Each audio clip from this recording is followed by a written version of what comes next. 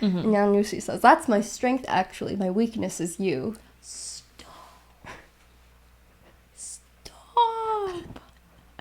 Who wouldn't fold for that? I'd fold instantly. What's up, guys? It's Kickter. I'm here with my beautiful girlfriend, Stitch, who is going to give us the review for 996 Autumns, or 1000 Autumns, Volume 4. Yes.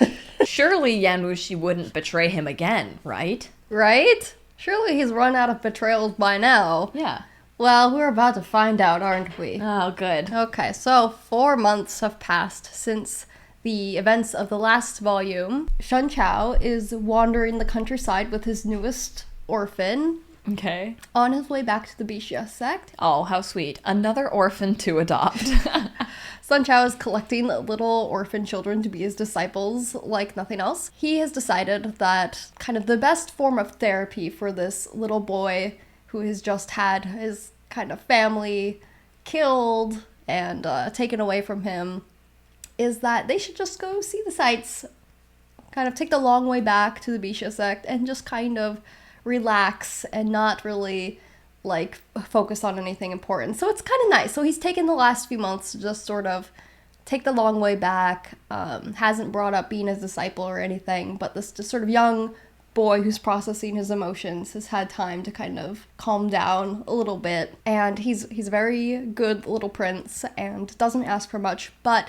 as they're passing through a town, there is a big party going on at one of the manors, like someone's birthday, and there's a really famous musician there, and he's like, could we please go listen to the music? And it's kind of like, you know, an open house party. So like Shen Qiao is thinking, we could sneak in there with like a little gift and it'll be fine. And he hasn't asked for anything, so sure, we'll go to this party. Is Yan Wushi with them right now? No. Like they parted ways when Yan Wushi like sacrificed himself and hid Shen Qiao away in the Buddha statue. Oh, it's been a while. Okay. So in the last volume, I gotta be honest, I absolutely was thinking about Yu Wu.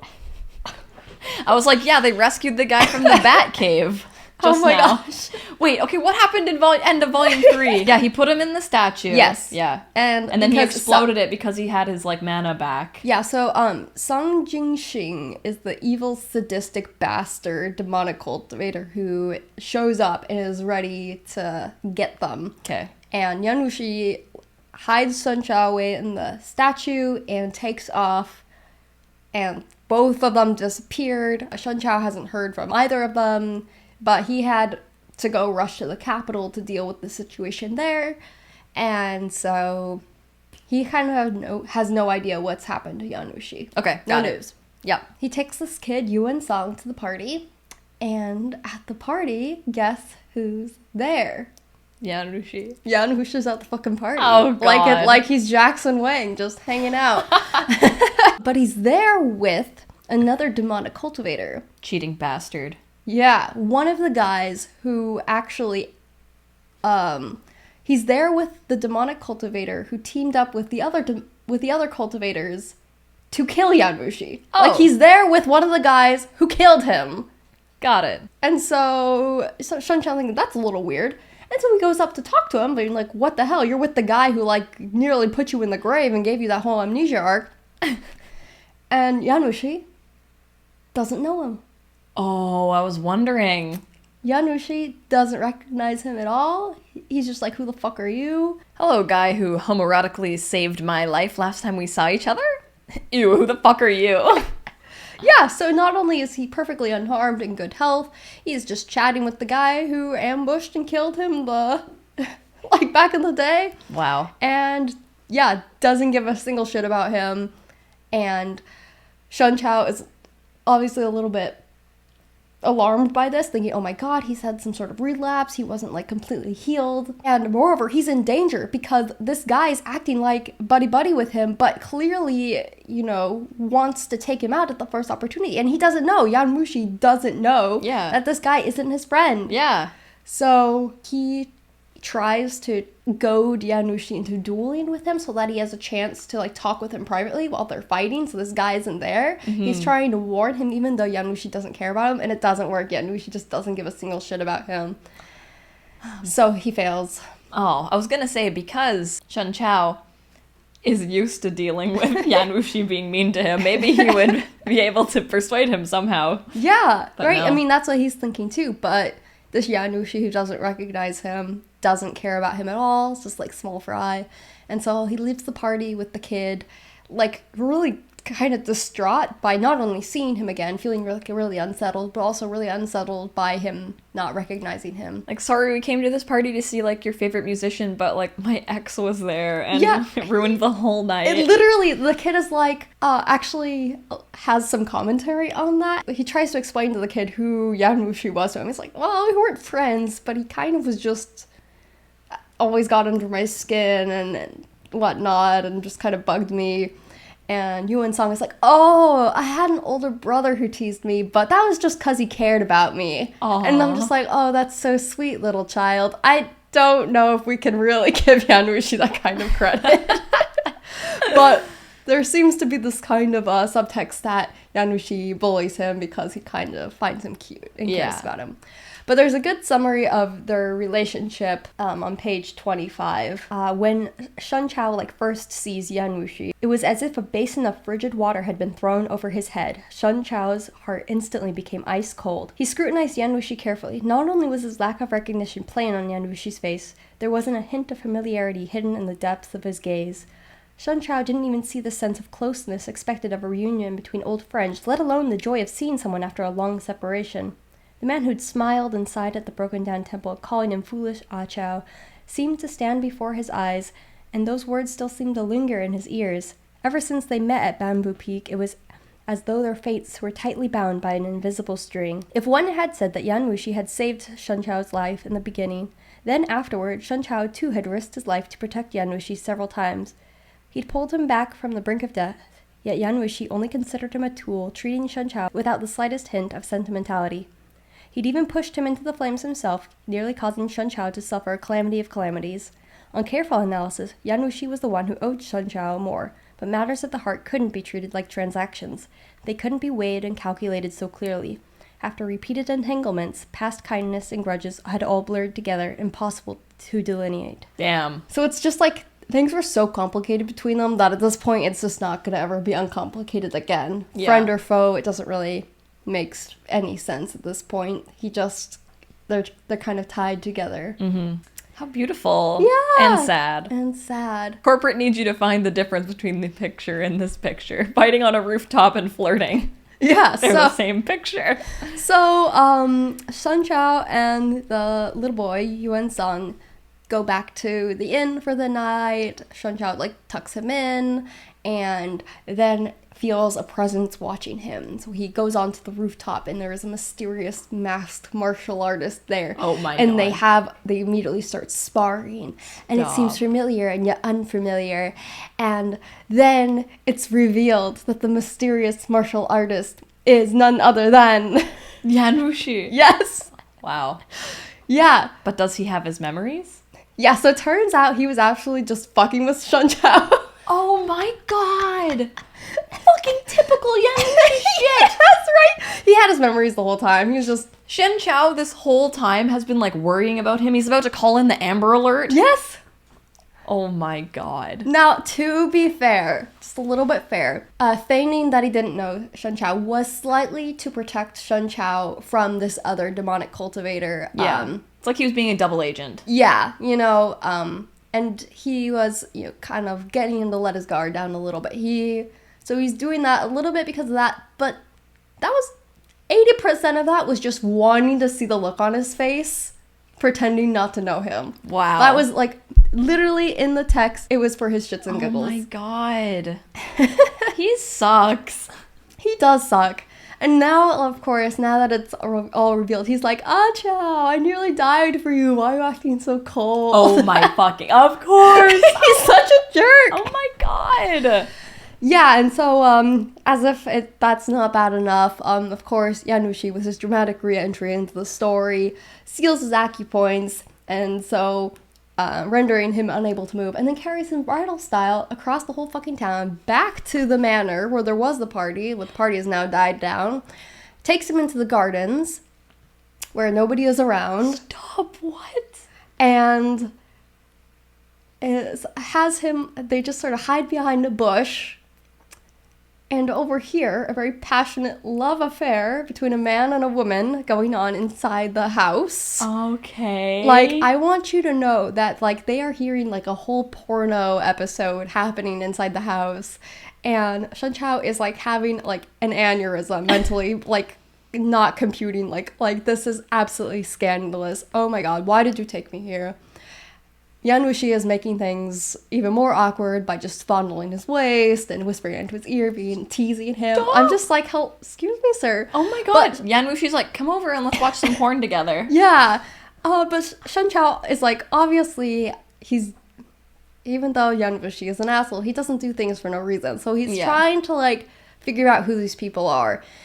And so he quickly realizes kind of, like, who the voices belong to, and then Yan Wushi deigns to explain. But essentially, the household is a well-off noble household, the Huang family. And the woman involved in this relationship is the female leader of the Liuhe Guild of cultivators. And these cultivators and this noble family are kind of joining hands to create a private army in order to ally themselves with the Gok Turks. Okay. Which is the foreign enemy that originally is responsible for, like, you know, defeating Shen Qiao and is kind of a threat to the whole nation. Like, so there's a major act of treason kind of in process, and it's kind of being done through this illicit relationship and alliance. Mm-hmm. So this is a big deal, and it's kind of just showing how the country is not only in a lot of turmoil, but isn't in threat from an outside threat as well. Mm-hmm. Okay. So thanks, Yan Wushi. You could have just used your words, I guess. It's interesting that we're at the point, though, where Shen Qiao is like, okay, this is for something else. Yeah. Yes, he does implicitly trust Yan Wushi to not just tease him for no reason. Yeah. So he puts up with a lot more than he would from anyone else. I see. We'll see a lot more of that as well down the line. Okay. He also reveals to Shen Qiao how he survived. And so when he left him in the temple, he went off and he found the demonic cultivator that he was with at the party. His name's Guangling San. And he struck a deal with him. He says, I'll give you the contents of a Juyang strategy scroll, and you save me from this other demonic cultivator. Okay. So that got him out of hot water in a temporary alliance, and that's kind of how he made it out scot-free. Shen Qiao is so relieved at this explanation, just knowing what happened to him and that he wasn't in danger. Like, he is relieved against his own will that Yan Wushi, like, is safe and, you know, revealed this to him. And Yan Wushi even teases him about that. He's like, oh, you really do care about me. Relieved against your own will is a funny phrase. It's like you just wish that you could not care about someone, whether they lived or died, but... And he's just like, oh, did you think I abandoned you? It's like, yeah, you gave me abandonment issues. You've literally betrayed me in every other arc so far. Yeah, of course I thought that. And he's just, like, so surprised. It's so funny to him. He's the character that's like, when have I ever steered you wrong? Classic. Yes. And Yan Wushi seems to give him a really hard time for, like, lying about caring about him. He's like Shen Qiao, I know you like me. You like me a little bit. Like, you care about me. You can't help it at this point. He can dish it, but he can't take it. He wants Shen Qiao to admit that he cares about him. Yeah. And I'm like, you don't deserve that. And he even, like, goes through this, like, very tongue-in-cheek, like, seriously, like, I thought Taoist masters couldn't lie. And he's like, I don't lie. Like, what are you talking about? Then I want you to answer me truthfully on something. He's like, of course. Like, anything, I guess. Like, what do you want to know? He's like, why won't you admit that you care about me? Like, literally. Oh my god, he's a child. Literally, he's like, Buddhism asserts that monks must not lie. Does Taoism have a similar teaching? Taoism doesn't have restrictions as severe as those of Buddhism, but whether it's the three schools or just the average person, being truthful is a virtue for anyone with moral integrity. Then why did you shake your head when you were clearly worried about this venerable one? Oh my god. Like, can you believe him? Insufferable. He's the worst. So that kind of makes me like him a lot, though. I know. And I kind of like him a lot too after reading this volume. There are so many good moments between them. And Yan Wushi, there has been a shift. You'll see what he's all about in this volume. Okay. Because as they're like going back and forth and talking kind of about the fate of the country, something that Shen Qiao like really truly believes about Yan Wushi is that he's never had any desire to take over the throne. And this is why he trusts him a lot in a lot of their missions together.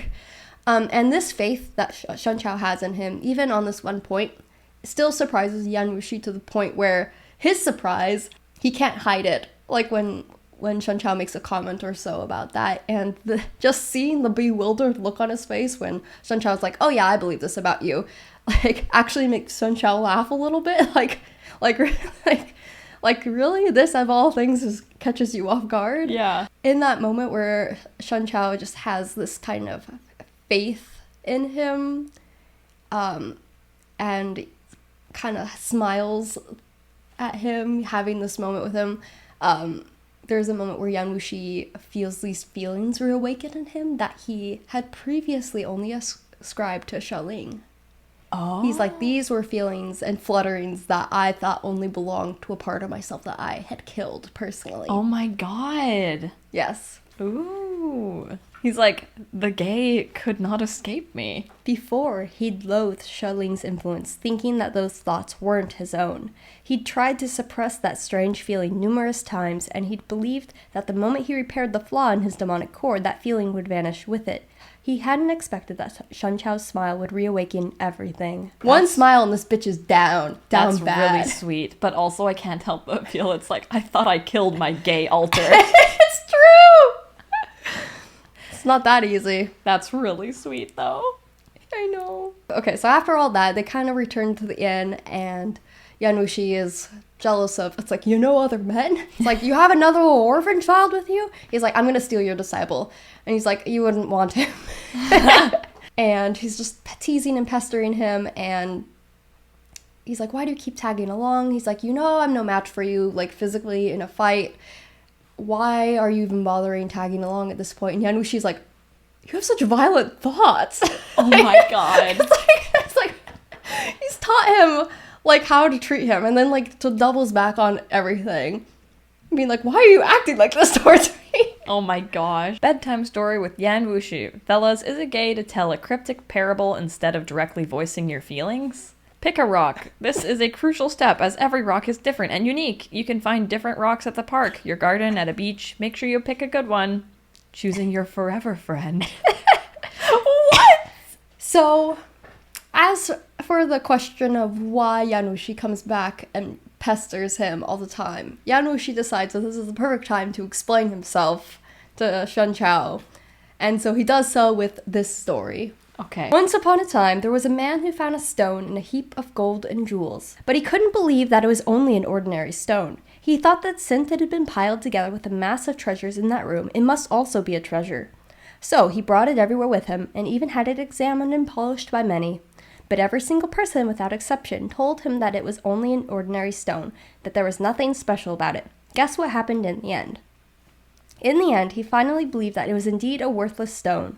But in his eyes, compared to the room full of gold and silver treasure, even if it was only a stone, it was still one of a kind, a stone out of a million.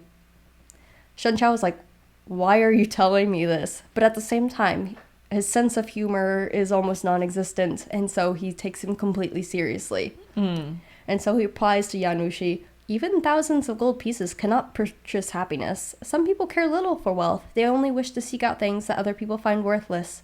In my opinion, that man already liked that stone more than the other jewels and treasures, but he was wrapped up in his preconceptions and unwilling to admit it.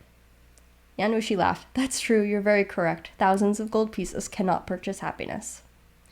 And so then he's like, okay, why did you tell me the story? I don't know, I just wanted to tell it. It's like he completely drops it, but he's kind of alluding to his feelings and how they developed towards Shen Qiao. Believing him to be worthless from the start, but then kind of through this trial and error process where he couldn't quite let go of him, getting Stockholm Syndrome with his own prisoner? I don't know. Well, forgive me if I'm thinking too far into this, but I know Yan Wushi kind of comes from, like, the demonic side. Yeah. And Shen Qiao's from the good side, and so his preconceived notion is that I don't fuck with people from the good side. I disagree with them. I won't get along with them. Yeah. And so he's kind of dealing with that bias. So that bias is that gold is better than the stone. Mm-hmm. So turns out Shen Qiao is actually the stone that he liked all along, even though he should know he's just a Taoist cultivator, and I hate those guys. Yeah, absolutely. Man. So it's very interesting because I think Yan Wushi is self-aware that he has changed his feelings towards Shen Qiao. It's not a case where, like, I don't know why I'm feeling this way. He's very self-aware. Yeah. Regardless of his other flaws.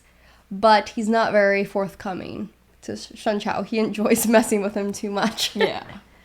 So, yeah, we got the rock parable, and we're like, okay, that's our note to the reader that we should be interpreting his actions a little differently. I also kind of like the very human feeling of, like, I don't know why I like this thing. Like, all of society usually doesn't like this thing. I usually like gold. Yeah. But I don't know, I really like this rock. Yeah. I feel like that is very human. It's like a nuanced human emotion. Yeah, and it's something that's completely, it goes against rationale, and it's something completely new, but Doesn't mean I'm gonna suddenly become the rock guy. Yeah, exactly. That's a good point. I think a lot of people, when they hear about Thousand Autumns and what it's about, it's like, oh, it's the demonic cultivation clan versus the good clan. And people are like, don't get it twisted. It's not about Yan Wushi becoming good. Yeah. It's like, it's about the rock. It's about the rock. Sometimes the boyfriend is the rock we meet along the way. There you go. And there was only one bed. Oh, forget it.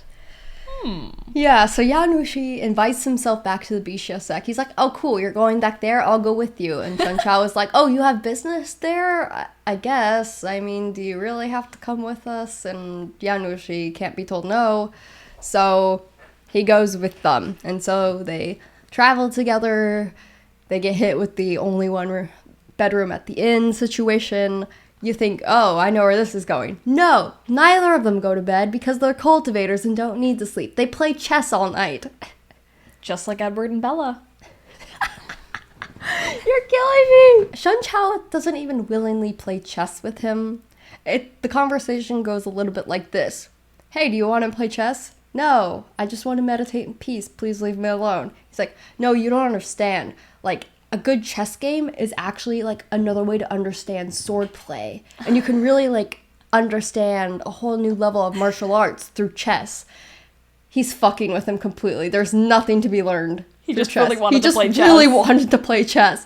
And so they play, like, 3 games. And Shen Qiao, like, the whole time is, like really trying to read into the game and, like, discern some martial arts knowledge from the game. And Yan Wushi is just like, I love him so much. Oh my god, really? He's just like, he just thinks he's neat.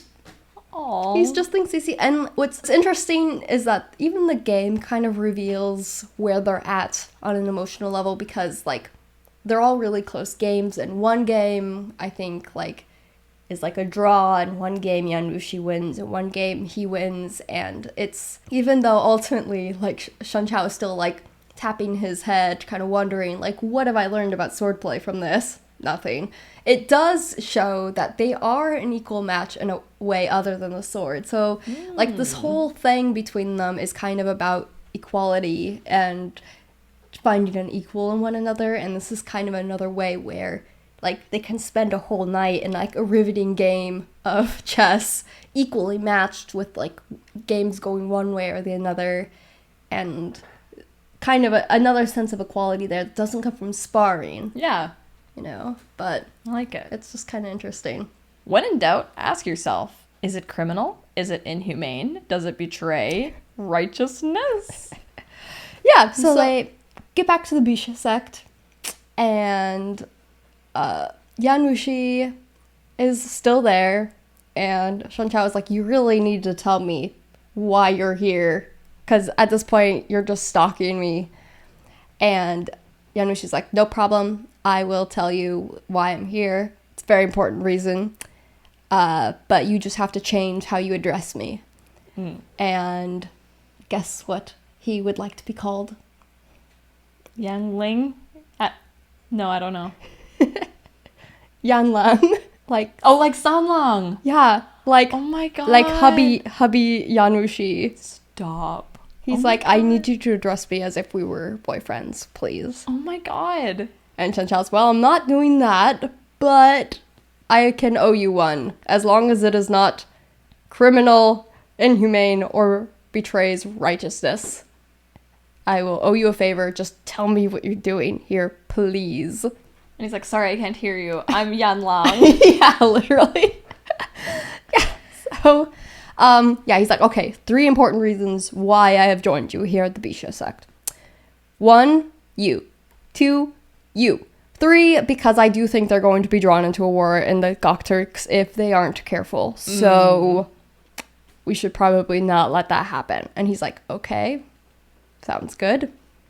Still owe you a favor. I kind of wish I didn't at this point. Yeah. But Yan Wushi very quickly calls that favor up at the banquet that they are invited to at the Bisha sect. But Shen Qiao forgets to ask the most important question. Is it gay, Yan Wushi? So at the banquet, this normal family dinner at the Bisha sect, Yan Wushi's like, calling in that favor, I want to feed you this mouthful of soup from my spoon. Come now, here comes the plane. Just stop! That's his favor? Yes, Oh my god. he just wants to feed him in front of everyone at the table. Oh my. Shen Qiao is like, absolutely not. He's like, is it criminal? Is it inhumane? Oh my Does God. it go against righteousness? Are you homophobic, Shen Qiao?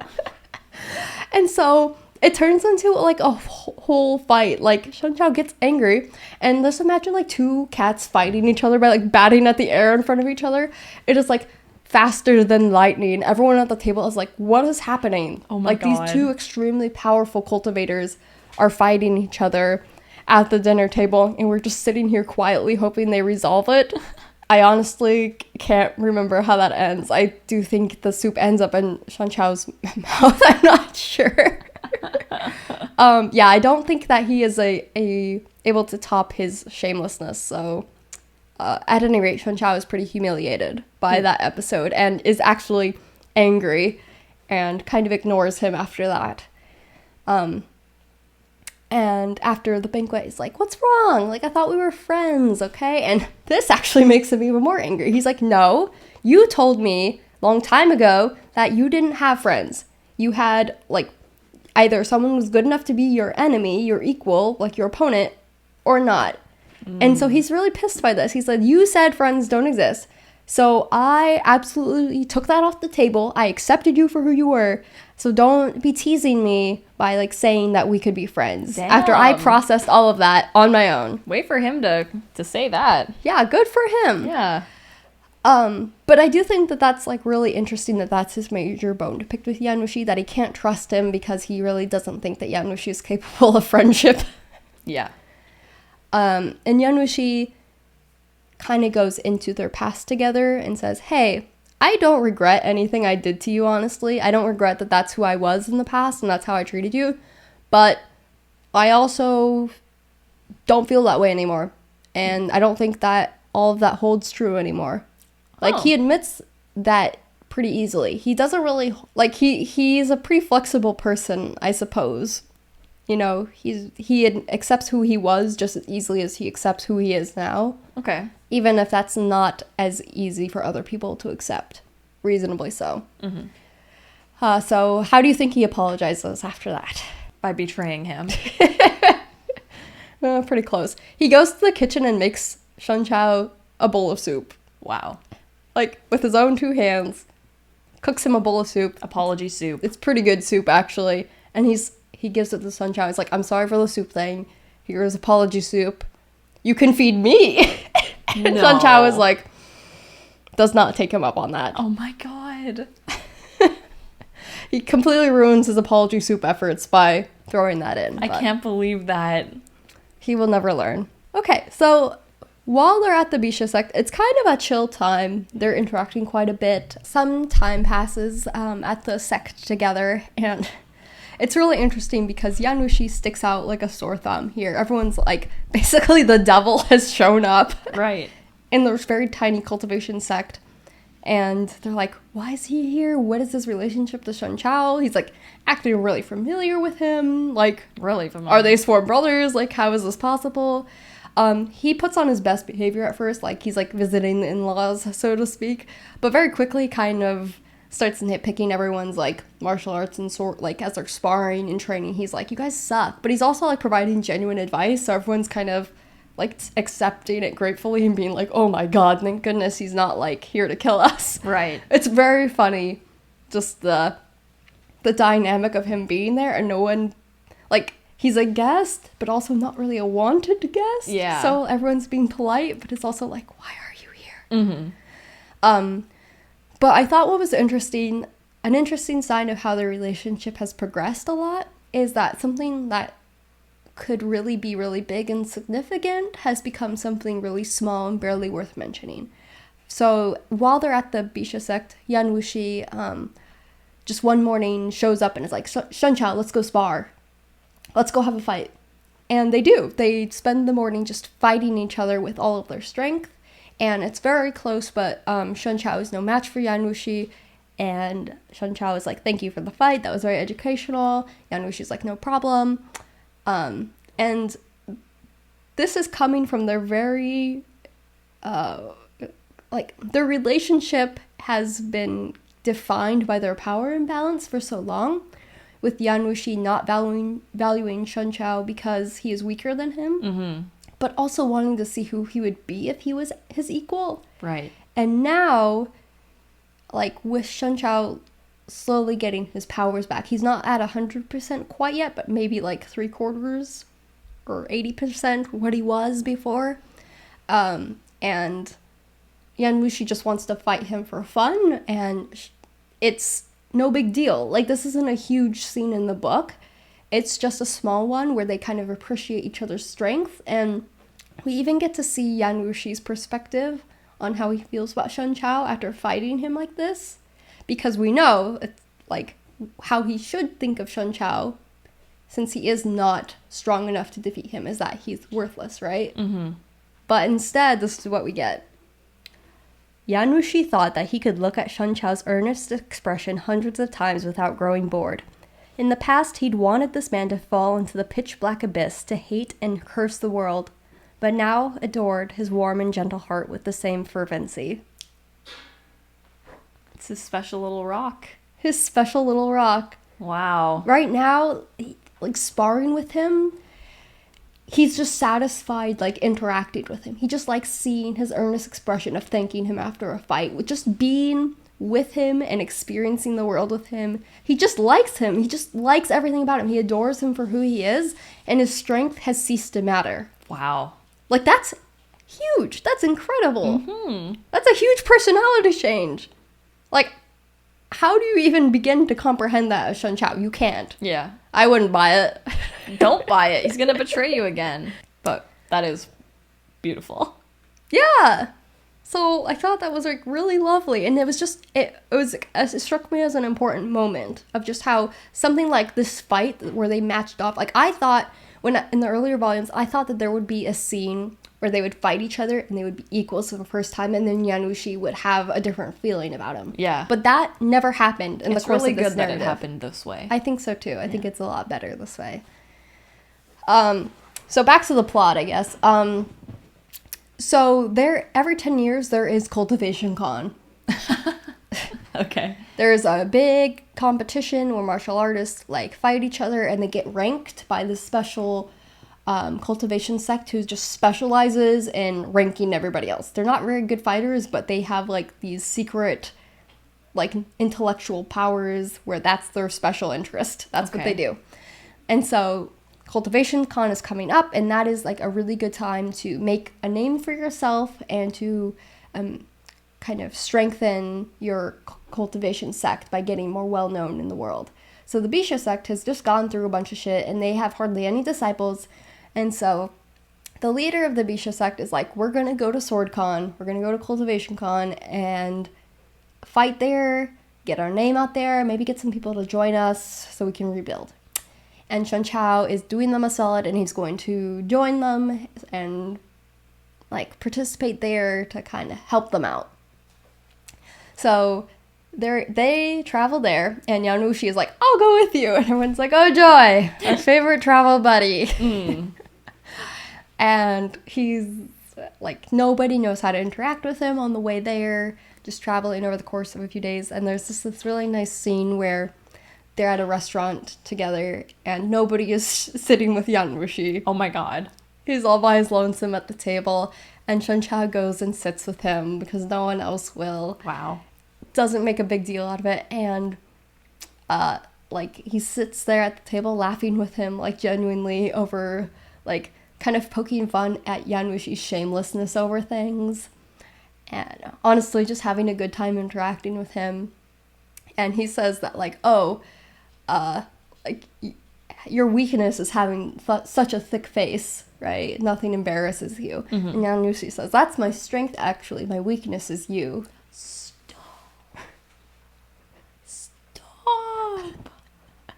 Who wouldn't fold for that? I'd fold instantly. Oh, I love that.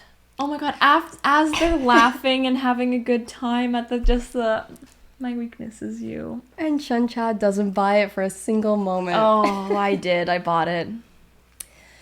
He can't trust him, even if he wanted to. Like, there's just too many past betrayals. And I think this is really interesting because a big part of Shen Qiao's character growth has been him overcoming, like, his naivety. Like, he used to be very sheltered, and, like, he had the strength to be able to have the benefit of the doubt from people, but as a weaker person, he was taken advantage of much more easily. Yeah. And so him becoming more discerning with people and being able to tell when people had bad intentions, mostly through Yan Wushi giving him a lot of experience, like, he's changed a lot as a person. And so now that's working against him here. I mean, it's protecting him, but now it's like, it doesn't need to be that way, but now he has his walls up for sure. Right. So that's now kind of putting a halt to their relationship. Yan Wushi, though, does seriously begin to confess his feelings at the table. What? Yep, he really is... Literally in front of the salad. Really in front of their salads. He is laying down everything. And gets interrupted when a bunch of guys walk in, demanding their seats. No. Yeah. And Yan Wushi almost kills them on the spot, honestly. I was being vulnerable! Yes, literal. This venerable one was being this vulnerable one. and Shen Qiao's just like, nope, no murdering at the restaurant. And he's like, fine. But this is also where they part ways. No. He's like, yeah, I was being vulnerable with you, but like, okay, well, this is a good time for me to leave because I actually have something to go take care of. Enjoy Sword Con. I don't need to be there. Oh my god. And so, yeah, once again, they part ways. And Shen Qiao is just like, okay, you kind of just leave whenever you want. So, okay, bye. Wow. Yeah, so after all of that intimacy at like the Bisha sect, like on the way there, and on the way back, they finally part ways again. But now we can get into the Sword Con arc. Yeah. Quick intro to a bunch of awesome ladies at Sword Con. There was actually a bunch of characters that show up in this segment of the book. A lot of them are women. Cool. Which was really surprising, and they're all really cool. And so I just wanted to talk a little bit about them individually because I always enjoy seeing some awesome ladies in a Danmei book where only men are interesting, yeah, usually speaking. So first we got Zhao Qingying. She's the Bisha sect leader. She's very martially talented. She's well-respected, kind of has a very elegant, kind of down-to-earth personality. She's got a lot on her plate at the moment, so she's just kind of like getting gray hairs worrying about rebuilding her sect. But she's really cool. Everyone seems to have a really good opinion of her. Then someone who shows up at Sword Con and has a really touching reunion with Shen Qiao is Gu Hangbo. She is the youngest and only female disciple of Shen Qiao's Shizun, who died. But because she was the youngest, she was primarily taught by Shen Qiao. Oh, cool. In their sect. So they have a very familial relationship. They're kind of like, it's kind of like almost like father-daughter, but more like older brother, younger sister. And so I forget what she was off to this whole time, but they reunite at the Cultivation Con. That's nice. And have a really touching reunion where everyone immediately gets the wrong idea because... Oh, of course. But she is not only very talented, but she is very much an upright defender of justice, and she has a very intimidating, like, persona. Like, people see her and she just looks badass. Nice. But she's very sweet with him. Then there is Yan Wushi. So she is from the sect that puts on this martial arts ranking convention. And she's like a human computer. Like, her cultivation isn't really martial artsy. It's of the mind. It's of the mind, yes. So she has a very kind of cold and detached personality. She's the Kyoya of the host club. Honestly, yes. And she, like, knows everything about everyone there. Like, somehow she is just Google for martial artists. And she is responsible for ranking the top 10 martial artists. Like, this is, like, the definitive top 10. And what's interesting is, like, when she shows up to, like, host this, there's a lot of, like, there's, like, a good handful of men, derogatory, who are just like, wait a second, a woman is ranking us? This is ridiculous. Like, who the hell are you? Like, how do we know that you are qualified enough to do this? And she immediately proves herself, and people shut up. But Thousand Autumns, I think, does a really good job of pointing out that the cultivation world really isn't, like, catered towards women, and how they have a lot of prejudices against them, even when they are really strong and really successful. So, I mean, it's kind of nice to see that acknowledged and proven wrong, you know? There's Yan Wushi, who is the Hehuan demonic sect leader. And so she's ranked 9th in the top 10 martial arts rankings in power. And she and her sect show up like Maleficent at Sleeping Beauty's little birthday, being like, we weren't invited. And they're like, yes, you were. You just didn't show up until now. We're like, well, we're here to participate then. Oh my god. Who would like to fight us? And everyone's like, oh, okay, you just went and crashed this party.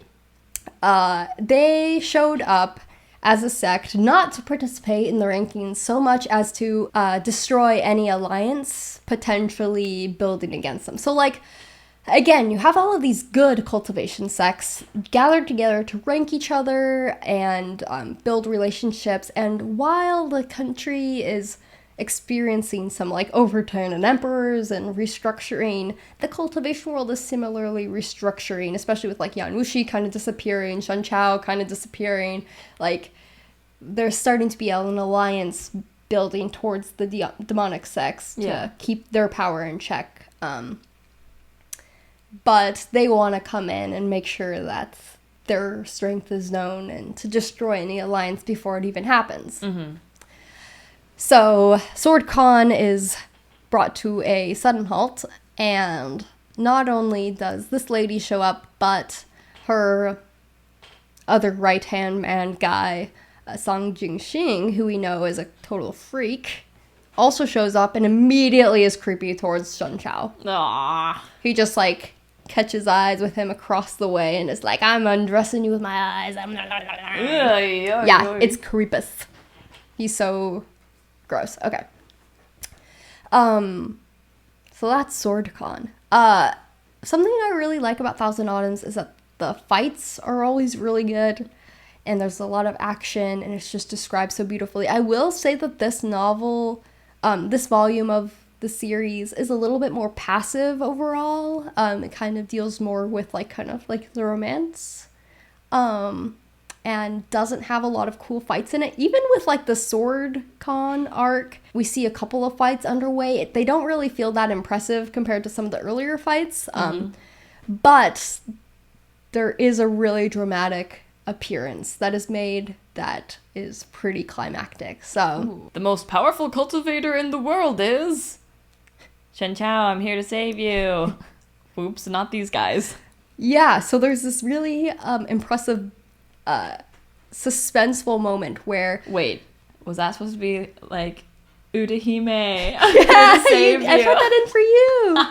Sword Con is all about who's the strongest, right? So they're going through all these cultivators being like, who's the strongest? Who's number one? And they're asking this lady, like, can you just tell us who the strongest is currently before you reevaluate? And so she goes through some names, and they don't even get to number one when number one himself arrives. And it's not Yan Wushi, unfortunately. It's Hulugu, who is the Gok Turk leader, the foreigner who killed Shen Qiao's master. Damn. He shows up with all of his burly bara nonsense and is there with the demonic cultivators to really screw everyone up. Damn, okay. And he sees Shen Qiao and is like, oh, you killed my disciple. I'm going to have to avenge him. Nothing personal. And so they start fighting. Shen Qiao versus the most powerful cultivator in the world. Yeah. Who showed up to kick his ass. And he's holding his own pretty well, but obviously isn't a match for the number one guy in the world. Yeah. And when he's on the verge of being killed, Yan Wushi shows up. Oh, hell yeah.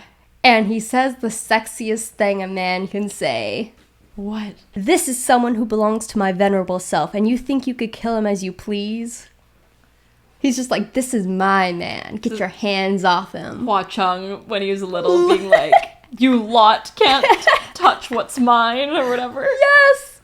Literally. And so he drops that sexy line, and then guess what he does? Snatches Shen Qiao up by the waist and runs as fast as he can.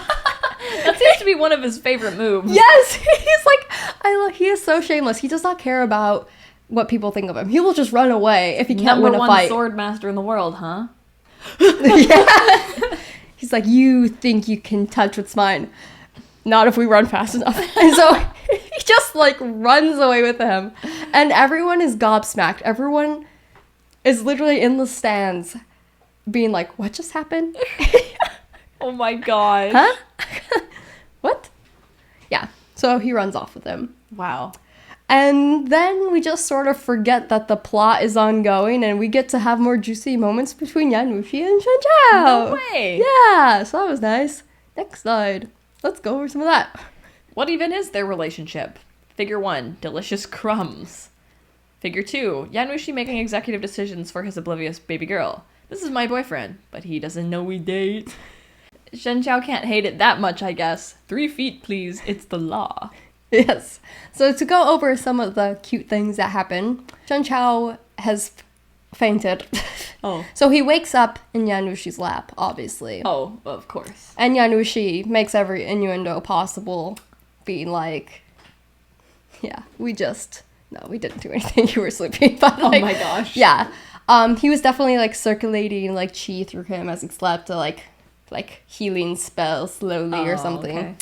As he slept that off. And Shen Qiao's like, okay, I owe you one for saving me. And he's already like, I already took my payment in full. Besides, our relationship isn't that transactional. Oh my god. Shen Qiao is like, what relationship? Like, legitimately, you keep saying our relationship, but what even are we? Like, we're not even friends. He's like, we got married at that lunch table the other day. Yeah. Don't you remember? Literally. I told you you're my special rock. Yes. I told you you're my special rock. What more do you need to say? So they're still having this whole conversation of like, what are we? What relationship? Meanwhile, his hand is on Shen Qiao's thigh the whole time. Like, it takes a good while before Shen Qiao is like, realizes his hand there and then removes it from him. Like, he's just like, wait, why? Like, excuse you? Oh my god. He doesn't even remove it like immediately. He's just like, excuse you, why is your hand there? Oh my god. Yeah, so They, in this whole novel, they haven't, like, banged. no, they haven't. Yeah. There's been some dubious kisses, but Yeah. they're in no rush to get anywhere. So they're kind of just hiding out, and Shen Qiao is recovering from his injuries from that fight.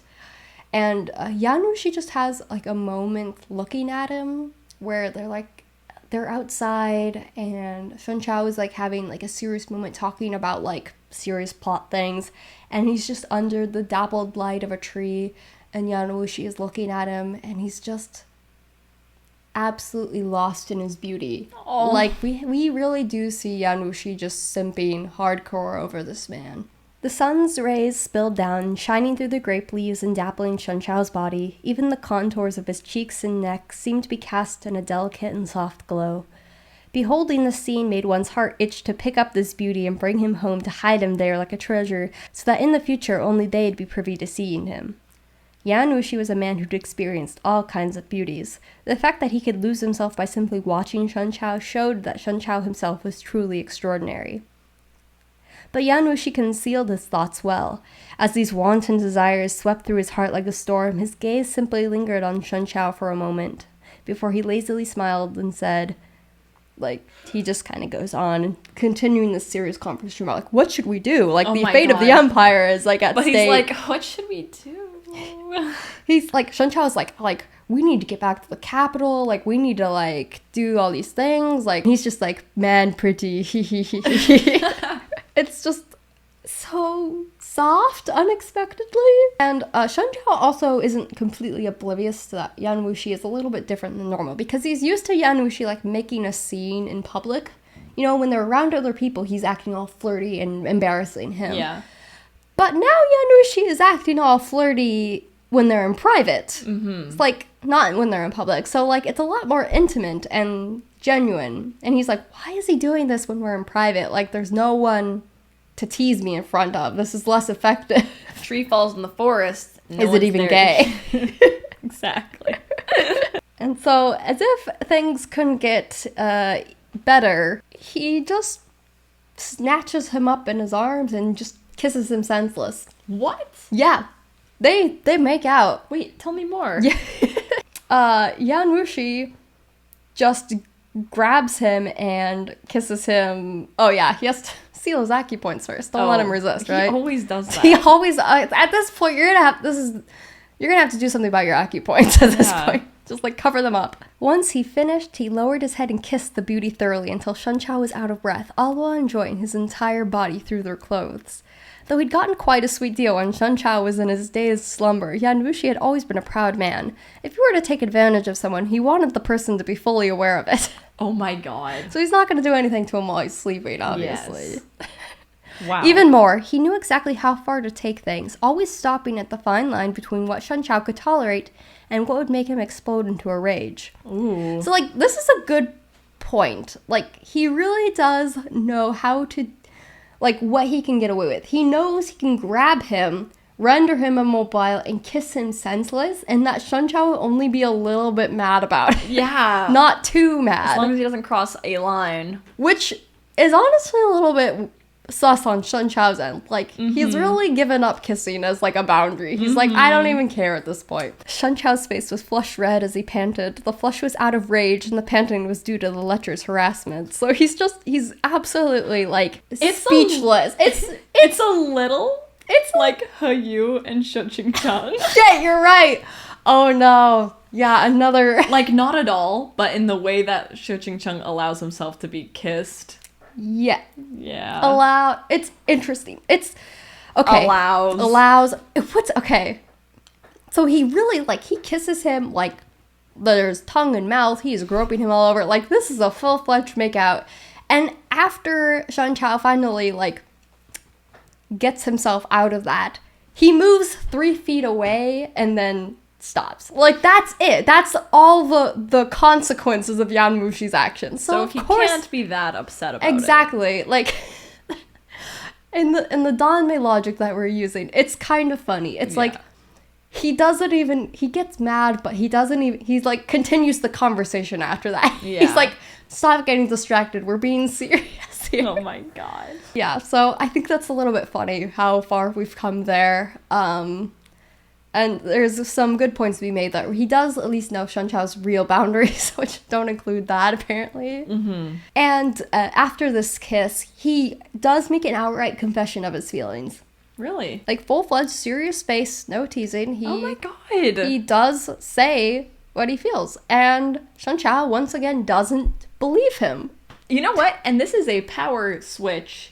That is unexpected, Yeah. Now Yan Wushi's the one that's no, I love you for real. And Shen Qiao's boy who cried wolf. Yeah, and so Yan Wushi's kind of at a loss because he really can't do anything until Shen Qiao believes him. I'll have to go the rest of his life making him believe it. As he should. He's saying, I know you have lots of grudges against me. Reasonable, I'll give you that. But my heart has changed towards you, and that's for realsies. And he's And I feel like with enough time, you can tell when someone's telling the truth. Like, can't you tell that I'm telling the truth? That sounds like something someone telling a lie would say. That's literally what he's like. He's like, I don't know. I really haven't seen your heart before. I don't think you really have one, honestly. Nice. Like, how should I know if you've changed? He's like, I'll let you top. Stop, that'd be so funny. Shen Qiao calmed his breathing and said coldly, I have never seen sect leader Yan's heart before. How should I know whether your heart's changed completely? Yan Wushi grabbed his hand and brought it to his own heart. He said softly, if you don't believe me, you can dig it out and see for yourself. Then you'll know. From today onward, this is all yours. Stop. I'd fold. I'm gonna tell you that right now. God. Dig out my heart and see for yourself. Like, it's morbid. It's delicious. It's, who doesn't want that? That's like peak romance. Oh my god. Right? I can't believe that. Delicious crumbs. Oh, that's good. Right? Oh. Like, he is being serious. Damn. Like, test, put me to the test, baby girl. And for realsies. Carve it out and see for yourself. Right? Oh. He's like, I would let you. I love that. I love that too. That's so hot. Oh my god. Especially in like the villainous way that he was, for him to be like... Yes, it's, you believe him. Oh. And he also, like, there's a really interesting serious comment too on the difference between romance versus love versus marriage. Because, like, Shen Qiao is, like, kind of wrapped up in this argument. And he's like, look, I'm a Taoist. I'm not gonna, like, get caught up in, like, a romance. It's not really my way. And he's like, and Yan Wushi's like, I'm not talking about a simple romance. I'm saying we're soulmates. Oh my god. Oh my god. He says, we're not talking romance. You're too superficial. We're cultivation partners who share the same Tao and walk the same path. I never intended on marrying into your family by force. If you prefer, you can marry into mine instead. Oh my god. He's saying that, like, whether we're above that. Yeah, whether you like it or not, like, love or marriage aside, like, the cultural norms aside, we have the same Tao. Like, against all odds, despite having completely different, like, ways of cultivation, we are on the same path and we are bound together for life. Oh my god. Who fucking just dropped that on their bro? I love that. I love that he is all in. Yeah. Oh my the complete 180 here of, like, I don't care whether you live or die, I will abuse you and betray you as many times as I want, versus, like, tear out my heart, baby girl. We're soulmates. Wow. Now, what does walk the same Tao mean? Yeah, so this is something that I think is Thousand Autumns really gets into in a way that other cultivation novels don't. Like, I feel like there's different emphasis in different novels on what cultivation is and how it's explained. And this one is very based in like Buddhism and Taoism as like real like religion and spiritual paths.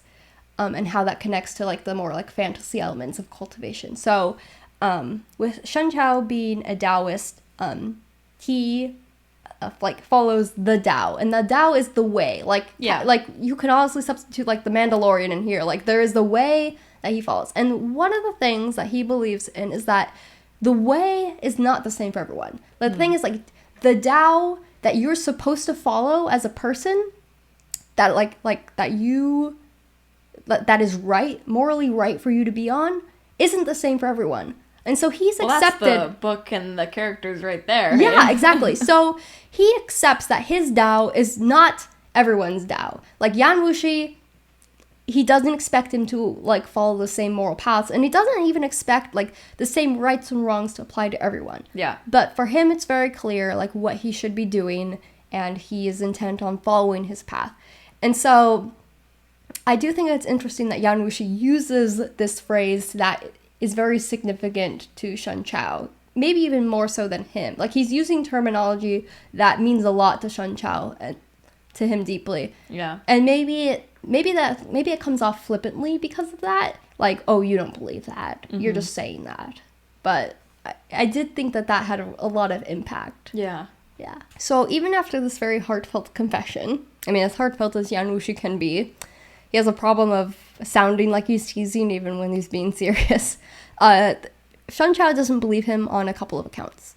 So, firstly, he doesn't believe that Yan Wushi likes him because he knows Yan Wushi is a little bit superficial, and he personally doesn't see himself as a beauty. Oh. Shen Qiao doesn't think that he's beautiful because he doesn't personally care for his own looks and really doesn't view people in terms of looks either. So he's like, well, that rules me out. Like, I'm not someone who could attract him. So he obviously doesn't genuinely have an attraction towards me, even if he's like kissing me or whatever. Yeah. Secondly, he does have the deep trust issues from the past betrayals. I like how that's second. Yeah. And thirdly, he knows that he is not Yan Wushi's equal in scheming. He knows that Yan Wushi is a schemer at heart. Like, whether or not, like, Yan Wushi's on his side, Yan Wushi, the way he handles his affairs is always with a kind of sneakiness and underhandedness that just Shen Qiao does not have in his body. Mm-hmm. And since he knows that he can never be Yan Wushi's equal in this, he assumes that he cannot be his equal in any meaningful sense. So he's like, would not be an equal partner to him because I am not like him in this way. If I can't sneak tiptoe around with you, can we even be together? Yeah. If I can't sneaky snitch with you. Little does he know, Yan Wushi is like, I actually like that you are not me. Yeah. But, yeah, he has not quite come to terms with this. So we're moving on to the next part in the plot. They go back to the capital together to help with the issue of the throne. Yeah. Because as we know, there's a new emperor on the throne and he sucks. And so the solution seems to be that they need to back a new contender for the throne. Back to the plot. A new arc emerges. Support a new contender for the throne, the emperor's father-in-law. Infiltrate the palace to rescue his daughter, the empress, and her sons. Get a Zhuyang strategy scroll as a thanks. You have to dress up as a woman to enter the palace. You have to dress up as a woman to enter the palace. So that's where we end up. Oh my god. So we were right. When we first looked at that page, we were like, why does it feel like all these people are men dressed as women? Yeah. Yep. Oh my gosh. So, yes, they go back to the capital to support the emperor's father-in-law, who's a decent guy. He's smart. He's capable. They're like, this guy could be the new emperor. We just need to... we need to help get him on the throne, but there's a slight problem. His daughter, who is the empress to the current emperor, and her children are being used as hostages in the palace. And to get, not only should we do this because Shen Qiao is like, it's the right thing to do, but Yan Wushi is like, knows that he has a Zhuyang strategy scroll and that he will give that scroll to Shen Qiao if they help him. So right. Yan Wushi kind of arranged all of this as a favor to Shen Qiao. And so before they even do the rescue mission, the father-in-law is like, here's the scroll, hope this helps your cultivation. Now there's only one remaining scroll that Shen Qiao doesn't have. So we can kind of see where the plot is going. He's going to get all the scrolls. He's going to be the most epic guy ever. Yeah. The last scroll is being held by the Tiantai sect. So I'm not really sure how that will come into effect. But anyways, he gets the scroll. He's like, darn, now I'm going to have to do this. And to infiltrate the palace, they have to dress up as like servants who are delivering a gift to the empress from her family. And this time, instead of Yan Wushi cross-dressing, it is Shen Qiao, also probably revenge on Yan Wushi's part, who I'm sure he did not appreciate. Oh my god. This is a lot for Shen Qiao to handle, despite being a feminist. He's not really looking forward to it. But that's kind of where we leave off in the book. Wow. They're about to infiltrate the palace, and... Does Yan Wushi have any comments about him dressed as a woman? I don't think he has seen him, so...